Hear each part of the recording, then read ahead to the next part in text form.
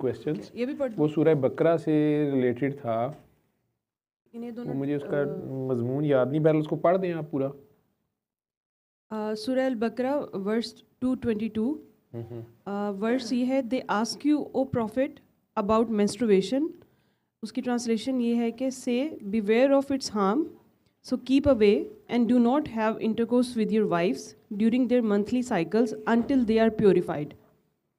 Full verse का translation है, when they purify themselves then you may approach them in the manner specified by Allah. Surely Allah loves those who always turn to Him in repentance and those who purify themselves. और इसका question था कि sir ऊपर menses की बात की है तो इसमें अगर उर्दू का तर्जुमा नहीं है साथ? नहीं, उर्दू का नहीं है अच्छा, हाँ जी, इनका क्वेश्चन जो क्वेश्चन। तो अगर इंटरकोर्स कर लिया तो रिपेंट कर लो, नापाकी फिर पाकी और तौबा से भी पाकी हो गई, या सिर्फ रिपेंटेंस का ओवरऑल कहा गया है? कुरान की वैसे मुझे समझ नहीं आती, मैंने इसीलिए ट्रांसलेशन पढ़नी छोड़ दी थी। जैसे आप एक्सप्लेन करते हैं तो समझ आ जाती है। बेटा मैं आलिम नहीं हूँ, मैं आप लोगों को अपनी समझ सिर्फ बताता हूँ, और उसमें मज़ीद सोचने की फिर आप जाके तफासीर देखा करें और किसी सिक्का आलिम से ज़रूर पूछा करें। इसमें इसीलिए कुछ लोग कहते हैं कि अकेले पढ़ने से या ख़ुद से सिर्फ पढ़ते रहने से या आपस में ही उसके मतलब निकालने से गुमराह भी हो सकते हैं या डिस्ट्रैक्ट हो जाते हैं। कई लोग, कई यंगस्टर्स गलती कर बैठते हैं और उसको लोग, जैसे एक खातून को उसके खामन ने बिला वजह मारा, बहुत ज़्यादा मारा, और वो दोनों माँ बेटी आई शिकायत लेके गई, तो वो खामन ने प्ली लीजिए, कुरान शरीफ में लिखा हुआ कि अपनी बीवियों को मारो। अब वो बेटी लम्स में पढ़ती थी, वो साइको, वो उसने कहा कहाँ लिखा हुआ है, मैं मानती नहीं, अल्लाह ऐसे नहीं हो सकता, ये वो फलां। अब वो आलम साहब भी आगे से शुरू हो गए कि नहीं लिखा हुआ है मारो। अब देखें, एक मीनिंग इस तरह से बात को पोर्ट्रे करना है, कुरान शरीफ में लिखा हुआ है कि मतलब अपनी बीवियों को मारो, ये कि कुछ बड़ा ज़रूरी काम है कि मारो, अल्लाह मियाँ ने कह दिया है या अल्लाह मियाँ ने इजाज़त दे दी है मारो। अब वो मियाँ बीवी का तो जो झगड़ा था, बीवी तो कुछ फिर भी बात को समझती थी, लेकिन वो जो यंग बच्ची थी वो हत्थे से अकड़ गई और वो आलिम साहब से भी हैंडल नहीं हुई, और उन्होंने अपनी तरफ से उसको ऐन और गायन के साथ डराने की कोशिश की या अजाब कब्र और ये वो, तो वो बिल्कुल बागी हो गई। बहुत देर बाद कहीं मेरे पास आए तो वो बच्ची ने पहला सवाल ही, बड़े गुस्से में, शायद आप लोग उस वक्त उधर हॉस्पिटल दुआ सेशन होता था, तो उसने सवाल ही ये किया था कि बस मुझे इसमें बताएं कि ये आप इसके बारे में क्या कहते हैं। मैंने उन्हें कहा कि बेटा आप फॉर एग्ज़ाम्पल आप हस्बैंड हैं और चलें आपकी ये वाइफ है या मैं वाइफ हूँ आपकी, और हम हंसी खुशी रह रहे हैं और हमारे 2 बच्चे हैं। अब आपको अचानक वन फाइन मॉर्निंग आप ऑफिस गए हैं और आप अचानक वापस आ गए हैं और आगे आप बेडरूम में अपने एक अनजान आदमी को अपनी बीवी के साथ देखते हैं, तो आप क्या करेंगे? तो उन्होंने सीधी गल की थी, आई विल शूट हर, याद है? तो मैंने कहा नहीं शूट क्यों कर देंगी आप, क्या हो गया? तो उसने कहा नहीं, आपने कहा है कि एवरीथिंग इज़ गोइंग फाइन और you are living happy life और अपनी अपनी ड्यूटी और जिम्मेदारियां सारा कुछ। मैं कहा यार वो सारा कुछ हो गया, लेकिन बहरहाल उससे गलती हो गई है बीवी से आपकी, तो आप क्या करेंगी? आप मेल हैं या कुछ है? उसने कहा कि नहीं बहरहाल अगर उसने गलत किया तो लेकिन I will give her to police और ये वो डिवोर्स। मैं कहा ये कहा गया है कि उन्हें मना करें, अगर आपको शक पड़ गया वो किसी गलत बात पे जा रही हैं, आप उन्हें छोड़ना नहीं चाहते। एक तो यह है ना कि बीवी स्ट्रेट वे कहती है कि जनाब मैंने आपको छोड़ना है, मैंने नहीं रहना आपके साथ, या करना शादी नहीं करना चाहती शादी से पहले या बाद में, लेकिन आपको पता चला है कि वो या किसी भी ऐसी एक्टिविटी में हैं जिससे आप उन्हें रोक रहे हैं।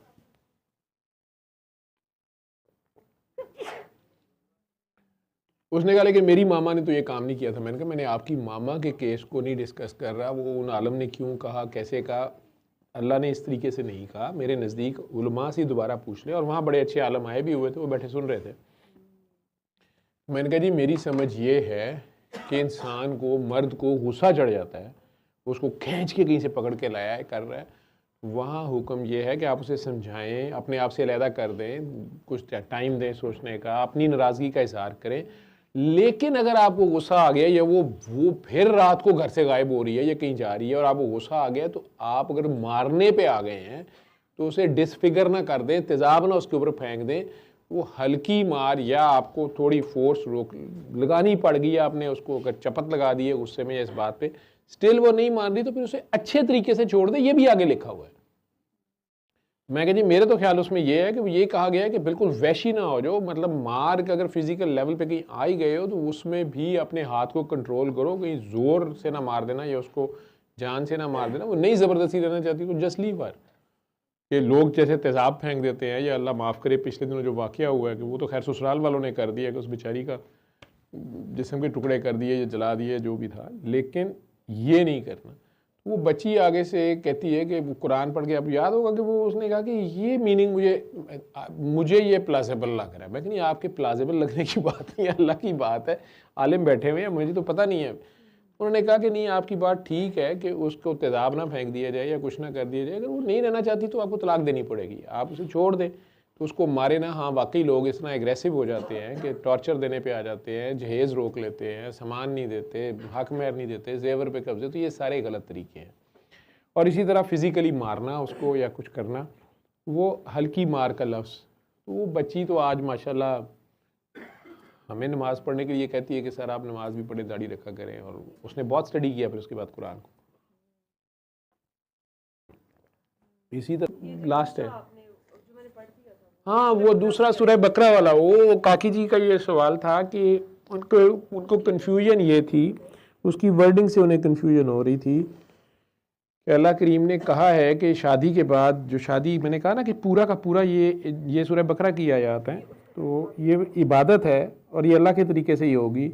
उसमें अल्लाह की हदें हैं, उसमें अल्लाह ताला ने इवन ये मना कर दिया मर्द औरत को या मर्दों को। उसमें एक ये बड़ा कॉन्सेप्ट है कि औरत नापाक हो जाती है, हमने जो इसके हाथ का खाना भी नहीं खाना, ये नहीं खाना, वो नहीं खाना। ये भी उल्मा क्लियर करते हैं, लेकिन ये उन्हीं से, मैंने उल्मा से ही सीखा है। लेकिन बहरहाल वो उनको कन्फ्यूजन ये थी कि क्या वो नापाक हो गई तो फिर कि मेंसेस के डेज़ में उसने उसके करीब नहीं जाना, उन्हें इंटरकोर्स नहीं करना, ये मना हो गया। लेकिन उनका ये कहना था कि ये फिर ये क्या लिखा हुआ कि तौबा कर लें, और ये वो कि कुछ लोग इस हुक्म के आने से पहले ज़माना जाहलियत में ये काम कर चुके थे या कर रहे थे, या मुसलमान भी हो गए। अगर ये आयात नहीं आई थी तो अब ये तो नहीं ना सारों से पूछा जाता, ना कोई पूछता था, लेकिन अब ये फाइनल ऑर्डर्स आ गए कि ये डेज़ जो हैं ये इनमें आपने नहीं जाना, और अगर गलती हो गई है तो तौबा कर लें, आइंदा ना करें। तौबा ये है कि आप आइंदा नहीं करेंगे, आप उस पर शर्मिंदा हो जाएं।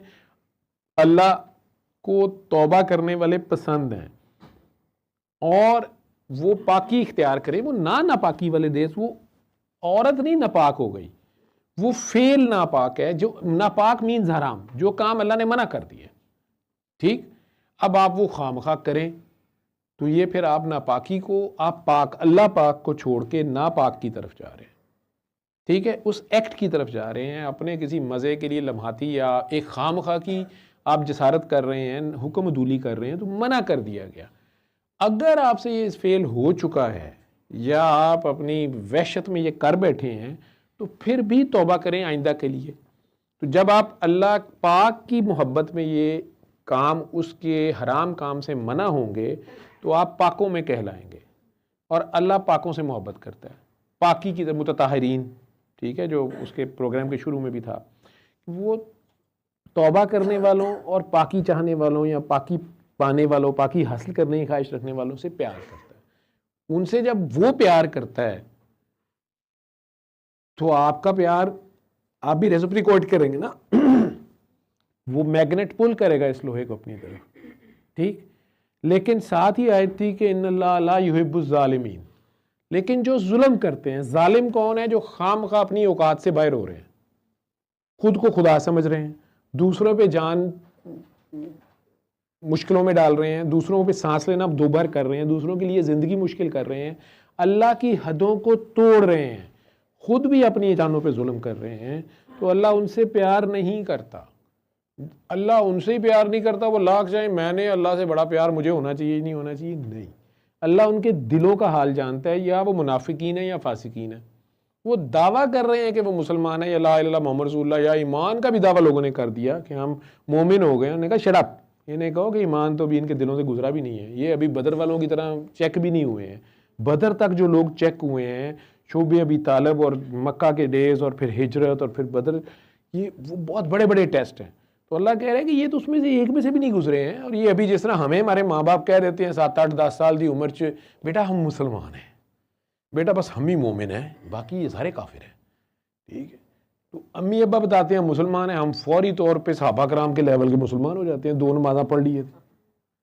वो कहाँ कहाँ से गुजरे हुए हैं सरकार के साथी जो हैं, और फिर उसके बाद कायम भी रहना उस तौबा पे। आप देख लें, असल में इंसानों का मेन टेस्ट ही जो है वो वही टेस्ट है जो शैतान का भी था, एक दूसरे को अपने से बेहतर जानना ऑनेस्टी से। जो आप में से बेहतर है उस काम के लिए, ये वो हम्बलनेस है जो प्रैक्टिकली आपको शो करनी है।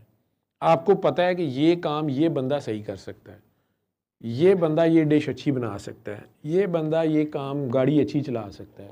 आपको चलानी भी नहीं आती, आप एवं सर के साथ बैठने के नहीं जी मैं चलावांगी मेरी गड्डी है। सल्ले अला सल्ले अला सल्ले अला सल्ले अला सल्ले अला शफीना सल्ले अला